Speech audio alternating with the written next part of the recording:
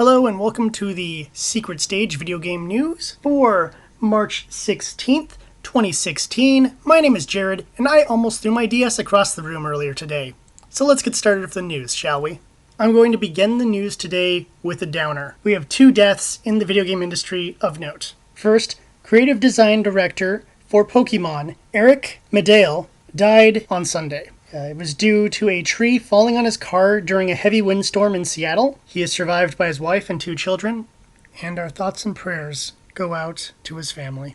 Secondly, Akira Tago, the puzzle designer for the Professor Layton games, has also recently died at the age of 90 from intestinal pneumonia. He was also known in Japan for writing a lot of puzzle books. A sad loss, but he did lead a full life. Okay, let's try to kick up the energy with a little bit of movie news, shall we? First off, Street Fighter Resurrection is currently out. This is the second Street Fighter live-action series done by the team that brought us Street Fighter Assassin's Fist. It is a prequel of sorts for Street Fighter V, telling the story of Charlie Nash and what happened to him. However, the only way to watch the series right now is via the Go90 app, available on iOS and Android devices. Though I'm sure someone's going to rip it and throw it on YouTube sooner or later. Metro 2033 is getting a movie. It is based on the original book, and... Wait, this was based on a book? Metro's source material is a book? Holy crap, I totally want to read that book. It sounds awesome. The movie is in early development, however, the writer does have some input into the project. It'll be following the story of a person born shortly after the war, and how they survive in the wasteland. Finally, Hong Kong movie studio China 3D is working on a Dynasty Warriors movie. Don't get too excited, it is currently only slated for an Asian release and won't be coming out until 2018. However, I would love to see China's take on Japan's take on China's history. And we have a little bit of Sony news. Huzzah! PlayStation VR? Nah, who gives a shit? Okay, fine.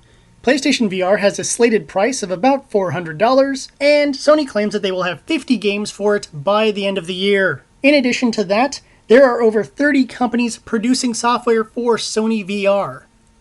So, yeah, this is actually becoming a thing, even though I really don't care about it at all, and I'm sure it'll probably make me throw up when I put on that headset. But whatever, it's still news. Also news! Sony has claimed that by the holiday season this year, we will receive, wait for it, The Last Guardian. That, and they're going to give me a Brinks truck filled to the brim with gold bars. They promised both those things. It says it right here in my notes, so clearly it must be true. And we wrapped the news up with a couple interesting stories. First off, Bloodborne is getting a combat card game. The rules act like the Chalice dungeons, where you're competing against other players to slay monsters and survive. It sounds like it could be interesting. We'll see when it comes out later this year. Resident Evil is getting a musical in Japan, because Japan has clearly run out of ideas. It is a Takarazuka type show featuring an all-woman cast. It'll likely be very cheesy and very dumb, as many of their Takarazuka shows based on anime and video games tend to be. However, if you're into Takarazuka and Resident Evil, your show will be coming out later this year. Finally, an awesome story that should make everybody excited. A rumor is out there that says Devil May Cry 5 may be in production. This came about after a picture of Johnny Young Bosch and Ruben Langdon, the people who played Nero and Dante respectively, were seen in mocap gear having a fun time. In addition to that, the main director of the Devil May Cry series has been working on a secret game.